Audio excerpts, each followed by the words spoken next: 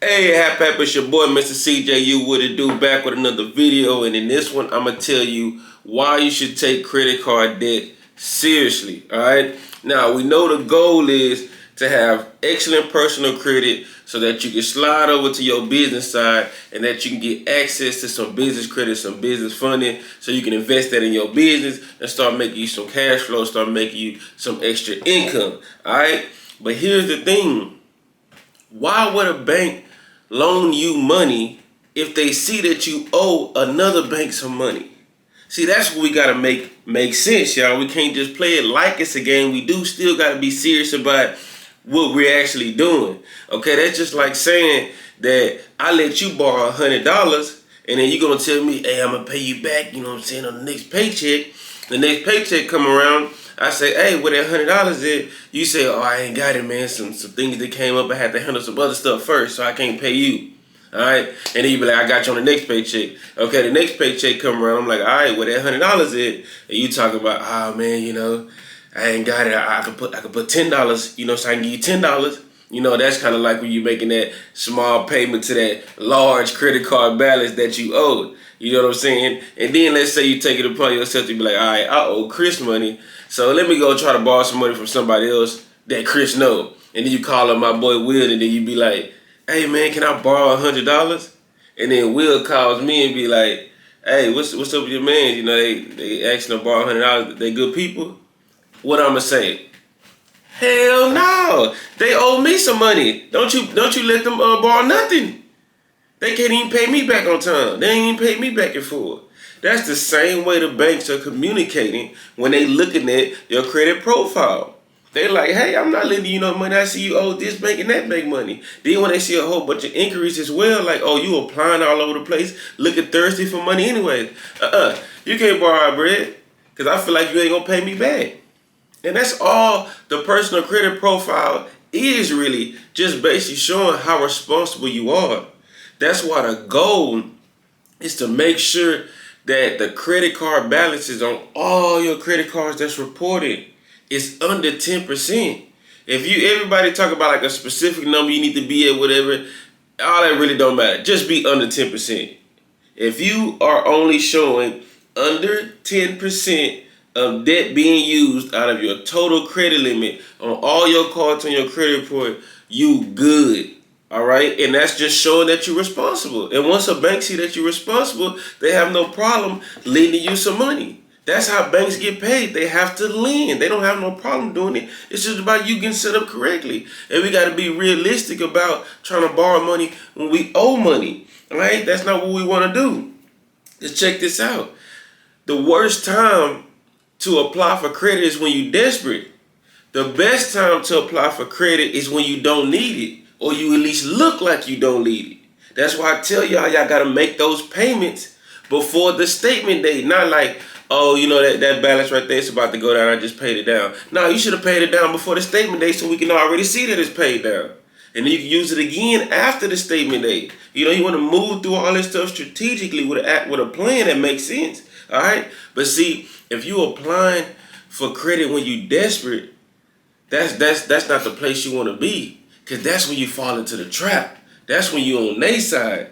Because when you're using credit to just survive, whether it's for just to, you know, especially personally, if you're going to use business credit, you know, you max that thing out to make sure your business still afloat. But I'm talking about regular personal credit cards like consumer debt. You know, you literally trying to live off these credit cards. And once you try to live off of them and you haven't increased your income, you go down a deeper hole. Because you still got to have your monthly bills coming out every single month. But now you're trying to catch this credit card debt. So we don't want to, you know, get into a desperate mode till we got to live off these swipes, because then that's when you're done.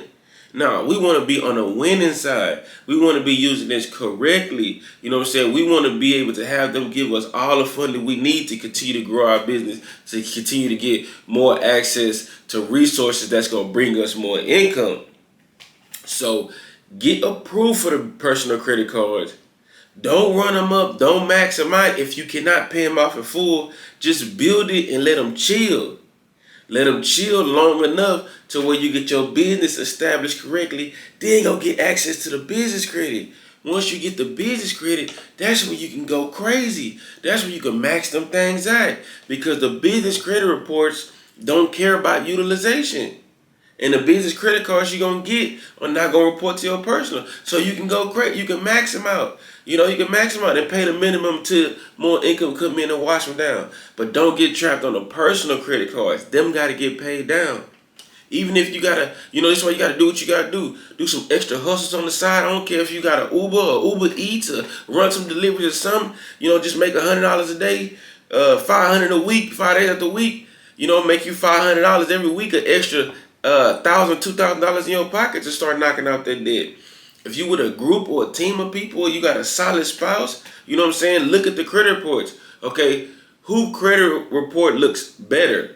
Okay, even though they both got debt, and then both of y'all jump on that debt, knock it down, knock it down, knock it down, knock it down together. Then with that profile, build it up, get on the business, go get access to some business credit, and then y'all can bust that down. Bust down that business credit, go get access to more income, and then y'all can start jumping down on that other profile and pay that down. You know what I'm saying? Having a group, a team of solid people that you can count on, you know what I'm saying? That's real big in the credit game. Because the more credit profiles you have to play with, the more you can get funded with. 4 solid people all on the same plan, you know, y'all both hit 100, y'all 4, y'all hit 100K, that's 400,000. You almost had $500,000 if you done correctly with a group.